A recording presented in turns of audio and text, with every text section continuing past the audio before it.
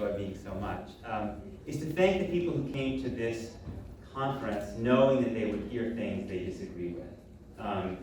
Those people to me really are the models for us all.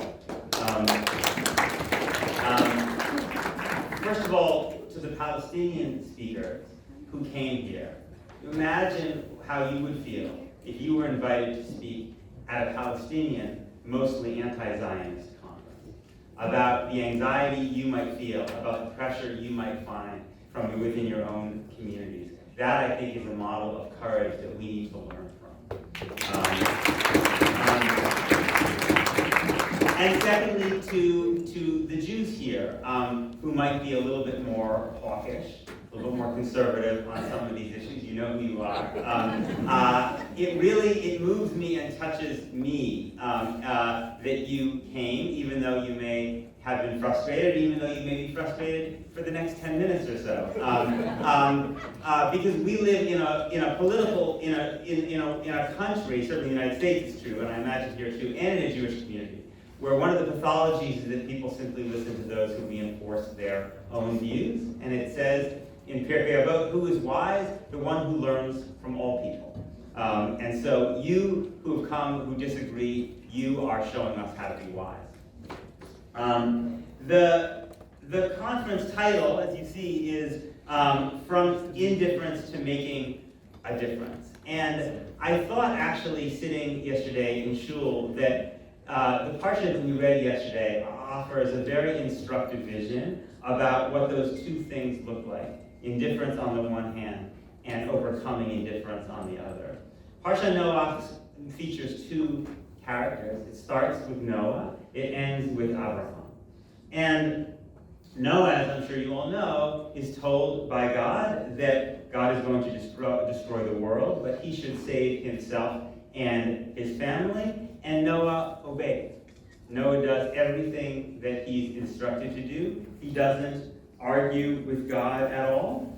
And many sages condemn him for that. They condemn him for not arguing, for not protesting against the destruction that God is going to wreak. Destruction on people, by the way, who are not Jews. And Rabbi Jonathan Sachs writes that Noah is the paragon of biblical obedience. What his story tells us is that obedience is not enough. Obedience is not enough.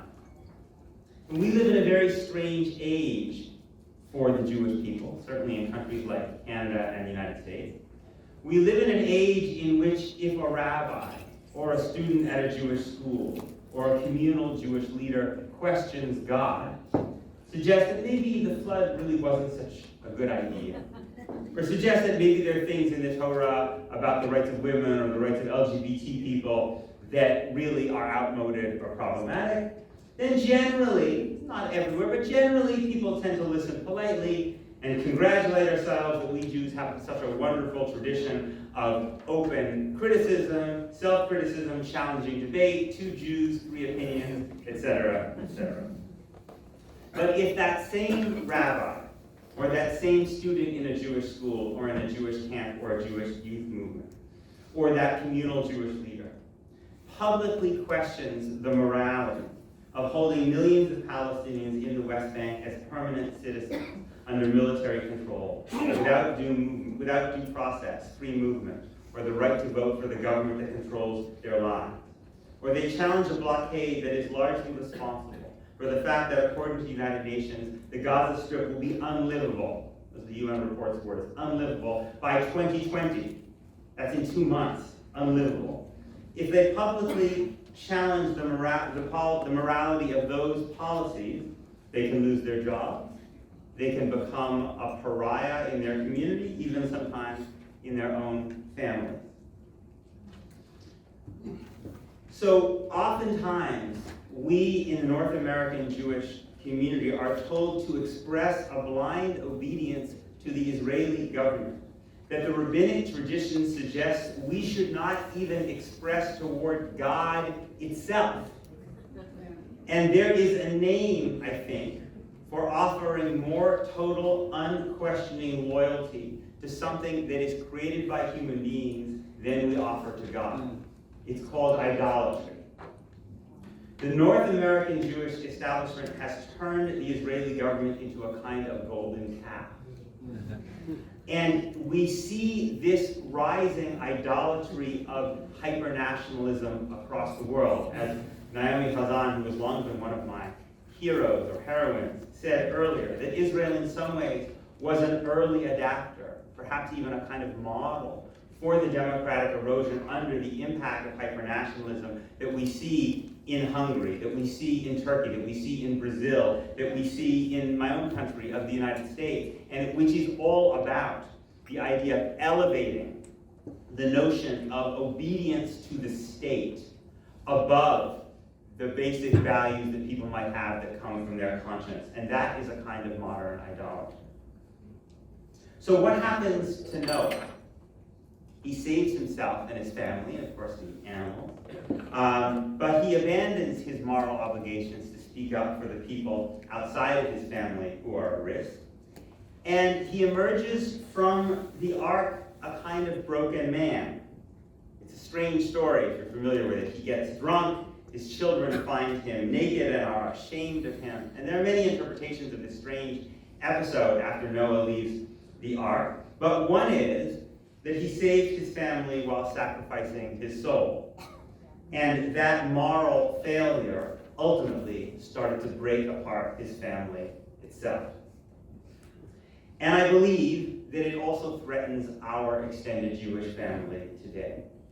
That the frightening prospect we face is that just as Noah's children turned away from him ashamed because of his moral failure, that we face the prospect of a younger generation of North American Jews who will do the same to us if we continue a policy of subordinating our moral faculties to the notion of the Israeli government as an idol that we cannot criticize.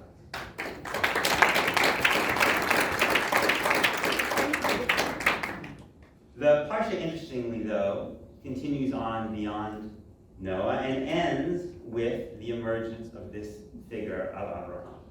And Abraham is, of course, many, many things.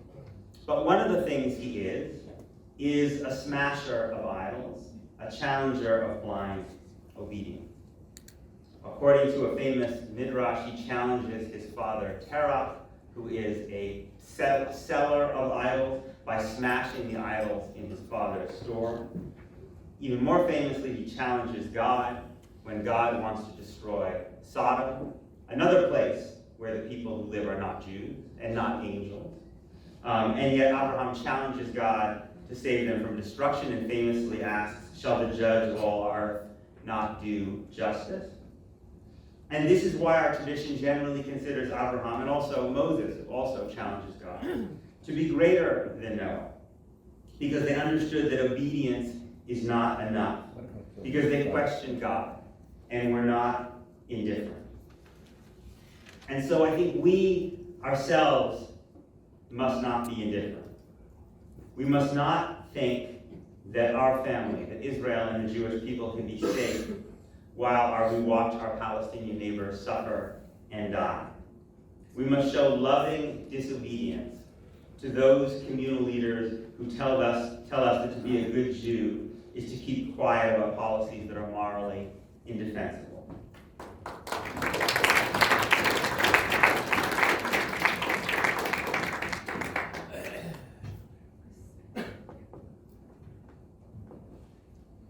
Because if segregation in the Jim Crow South, wherein Black American citizens could not vote for the government that controlled their lives, was morally indefensible, then holding Palestinians in the West Bank as permanent non-citizens, people who were not even theoretically eligible for the basic rights that Israeli Jews and we, as North American Jews, take for granted, then those policies are morally indefensible too.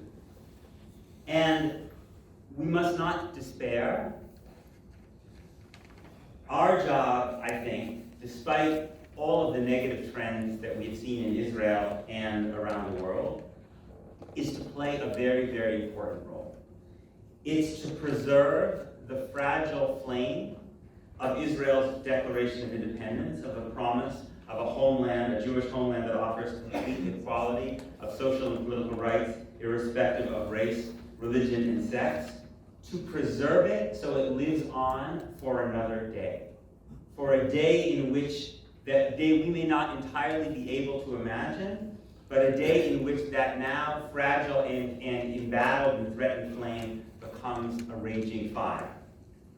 An Israeli friend of mine, very successful academic, was offered a job at a prestigious American university and decided to return to teach in Israel, and I asked her how she could do that, given, among other things, that she was so deeply pessimistic about the political situation in Israel. And I asked her if she saw any horizon for things to change. And she said, I consider myself to be like an abolitionist in the early 1800s. I don't see a horizon, but I know that we must keep something alive for the next generation. If Abraham, we must undertake a journey that we may not see the end of. Terach, Abraham's father, takes his family from Ur Kasdim to Haran and then stops there and lives out the rest of his days there. It's Abraham who leaves his father and continues on the journey to Canaan, to the land of Israel. So when I think about what gives me hope, it's those younger Jews, if not now, who are fanning out across my country of the United States to tell presidential candidates that they don't want the American government to take a see no evil policy towards Israeli behavior. It's the young Israeli soldiers in breaking the silence who risk enormous condemnation and threats, including physical attacks, to expose the horrors they have seen in the West Bank. It's the young people in a project called Extend that are taking kids on birthright to the West Bank to meet Palestinians because they know that talking about Palestinians without talking to Palestinians is a recipe for dehumanization. It's Palestinians like my friend Issa Amro, who has been repeatedly beaten and attacked and arrested by both the Israeli government and the Palestinian Authority, who is continually threatened and harassed by the settlers in Hebron near where he lives. And yet, while walking my 13-year-old son and I through the deserted old market in Hebron, a market which has been basically destroyed because of restrictions on Palestinian movement, a market in which people have literally had to put up kind of grates above their stores, if any of you have been there, because of the refuse and other things that are thrown down by settlers above them, that my friend Issa Amro, in the middle of that tour, slipped out to buy my son a bar mitzvah present. Those are the people who give me hope. And I believe that one day things will change because permanent occupation, like oppression in general, is never fully stable. That Palestinians will rise up again and again and again. I pray, I desperately hope that it is nonviolent, but they will force Israel, sooner or later, to face the full costs of holding millions of people without basic rights. And we must prepare ourselves to respond on that day. We must keep the flame of liberal democracy alive, and we must build the moral infrastructure that is ready for that day, when Israelis are ready for a new conversation about how to protect themselves while also protecting their neighbors. And we must, as we try to build that infrastructure that the next generation will be able to inherit and build and expand in ways that we cannot imagine, I think we must show them in our lives an example not only of Jewish love, but of Jewish courage. That's the most precious thing we can pass on to the next generation. I've seen too many young American Jewish kids, even in college, even in high school, who have already gotten used to self-censoring, to not saying what they really believe, because they feel threatened by speaking the truth, and they don't see enough older people who are models of the courage that they need to see in order to be able to truly speak out about what they believe. It says in Pirkei Avot, in the place where there is no man, be a man. Or to modernize the language, in the place that lacks humanity and courage, bring humanity and courage. And we today for the sake of our children, must be that place. Thank you very much.